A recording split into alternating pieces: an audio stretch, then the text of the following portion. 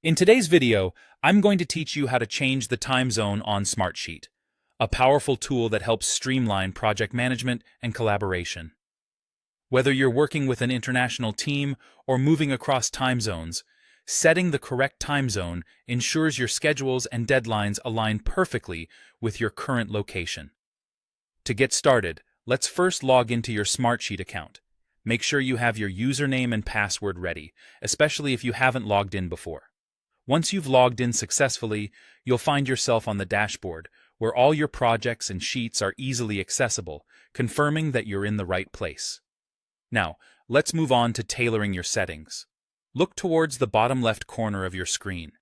Here, you will notice a small icon representing your user profile. It's typically an avatar image, possibly displaying your profile picture if you've uploaded one. Clicking on this icon will bring up a menu filled with various options that are tailored to your account settings. From this menu, you'll want to look for and click on Personal Settings. This section is your destination for a range of customization options specific to your account. These include language preferences, date formats, and yes, the all-important time zones, which is what we're focusing on today. Once you've clicked on Personal Settings, another menu will appear before you. Here, you'll want to navigate to the Settings tab. This tab holds several choices that influence how Smartsheet interacts with your environment, from notifications to personal information, ensuring that everything suits your preferences. Now, within the Settings menu, scroll down until you find the Time Zone section. This is the pivotal part of our tutorial. Smartsheet usually selects a default time zone based on your initial setup location or the server location. However, you might need to adjust this to align with your current or desired time zone. To adjust your time zone, click on the drop-down menu to reveal an extensive list of global time zones.